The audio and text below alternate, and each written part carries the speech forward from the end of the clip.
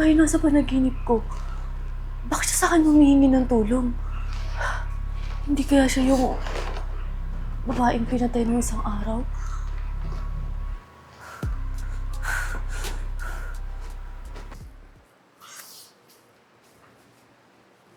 O anak, gising ka na pala.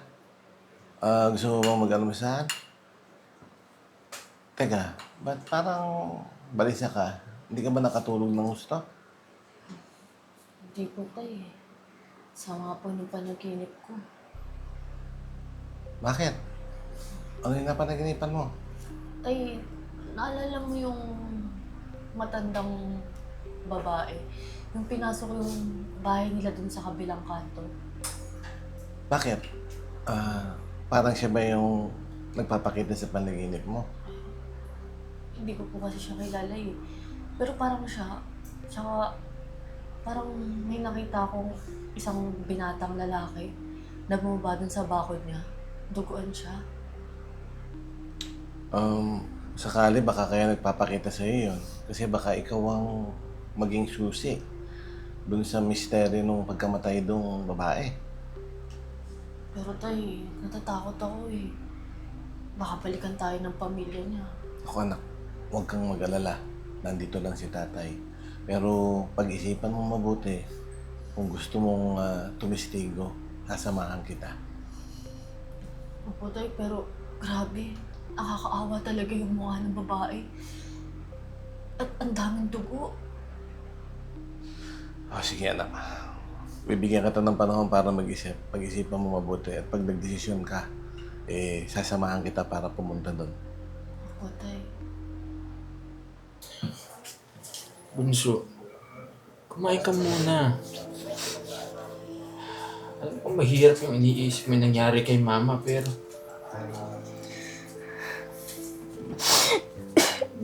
Bunso, alam ko naaalala mo yung kung paano nawala si mama tsaka paano siya napaslang. Alam mo kuya, kung pwede ko lang po mabalik yung lahat para mabalik lang po si mama po. Sinagip niya ako para hindi po ako mapatay po. Alam ko yun, Bunso. Pero kailangan natin magpatatag para kay mama. Bunso, tama si kuya mo. Pray lang natin. Mahuhuli din niya pumaslang sa mama mo. Paano ba naman po kasi? Wala naman po ako maitutulong sa pulis kahit nakita ko po sila eh. At saka po, yung panahon po kasi nun, parang magkamukha nga silang lahat talaga po. Bunso. Huwag kang mag-alala, okay? Magtiwala ka lang. Manalangin lang. Huwag kang mag-alala. Hinahanap na ng mga pulis yung gumawa kay mama. Sige. Tama si kuya, anak. Mag-ano ka lang. Pray lang natin. Ha? Pray lang tayo. Kapit lang. Dali, mahuhuli din yung pumaslang kay mama mo. Ha? Sana nga po. Kahit sa panaginip na lang po, masasabi po ni mama sa akin. Oo. Pray lang tayo. Sino pumatay po sa kanya?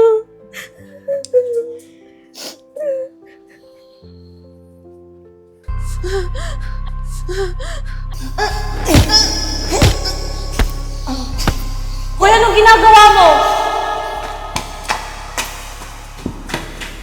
Ate? Ate? Ate? Tulungan mo ako. Parang awa na. Tulungan mo ako. Sige po. Sige po, tutulungan ko na po kayo. Huwag po kayo mag-alala.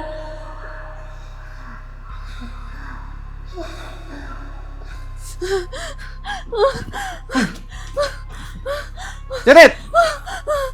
Janet! Janet! Gumising ka! Ano nangyayari? Nananaginip ka na naman ba? Nagpakita na naman ba sa'yo yung babae? Oo, tay. Nakihingi siya sa akin ng tulong. Tay, natatakot ako. Tulungan ko siya. Kumalma ka. Ganito, huwag kang mag-alala anak. Andito na si tatay sa tabi mo. Bukas na bukas din, pupunta na tayo sa kanila. Kumalma ka lang. Kalma lang anak. Andali lang, kukuha kita ng tubig ha. Ha? Kalma ka lang, ha?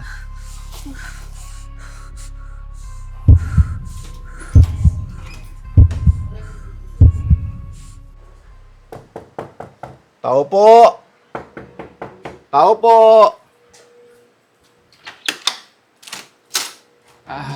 Magandang gabi po. Magandang gabi sa'yo, iho. Papakilala lang ako, ha. Ako si Mang Hiner. At ito yung anak ko, si Janet.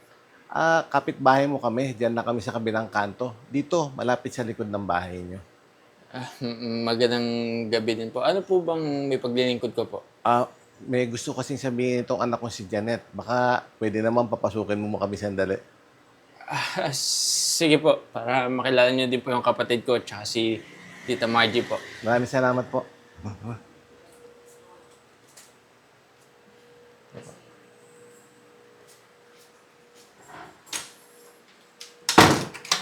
Ito po pala yung kapatid ko, si Kim, tapos si Tita Ermi po. Magandang gabi po. Umupo muna po kayo. Magandang gabi na sa inyo. Salamat.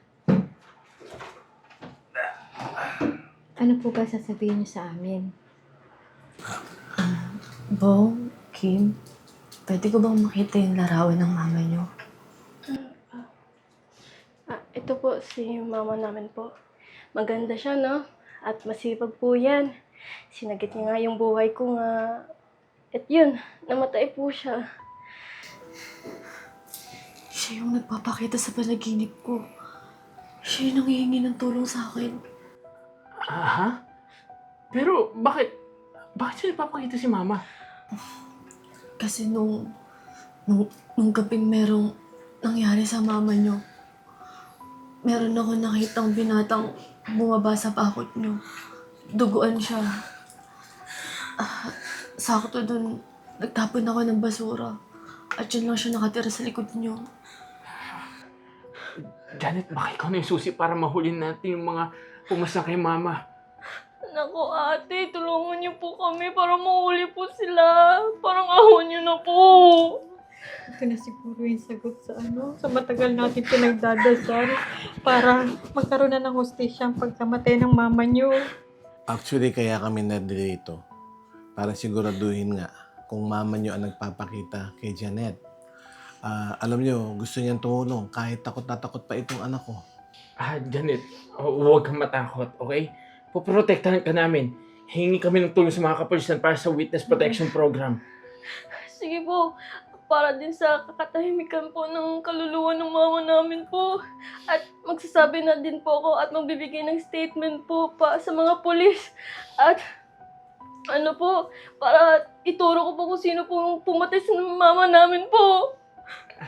Janet, maraming salamat. Sobrang laking tulong nito. Maraming salamat po. Ano? Finally, mabibigyan na po ng hustisya pagkamatay ni Mama. Maraming salamat po talaga, Mang Hinat at Janet. Wala yun. Para sa ikatatahimik na rin natin lahat, kaya namin ginawa yun. Napakalaking tulong po itong ginawa niyo sa pagbibigay ng hustisya sa mama po nila. Salamat po ng maraming. Alam niyo ba, nagpakita ulit sa akin yung mama niyo. Pero nakangiti na siya at nagpapasalamat. Oo nga, kahit ako, masyadong hindi na ako nalulungkot at nawawala na din yung yung trauma ko. Kasi alam ko, mabibigyan na po ng hustisya si mama po. Ate Janet, maraming salamat ulit po, ha? Walang ano man. Paano? Sa korte na lang tayo magkita-kita. Sasamahan namin kayo ron. Maraming salamat po. Wala naman, Bong.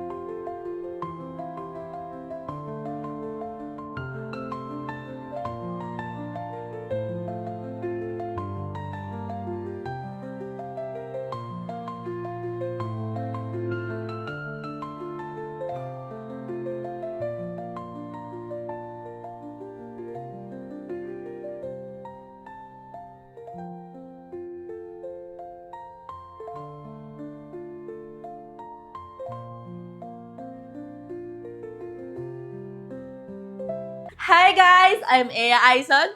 Stay connected and don't miss out on our new content. Subscribe to our YouTube channel, follow us on Facebook and TikTok. Watch out for our exclusive events solely for our YouTube membership. With the crazy ones, life never gets old. So sweet. Yay! Oh yeah, so wherever we go, the story's told. With the crazy ones, life never gets old. Let's go, living this life, feeling it in our soul. With the crazy ones, yeah, let's roll.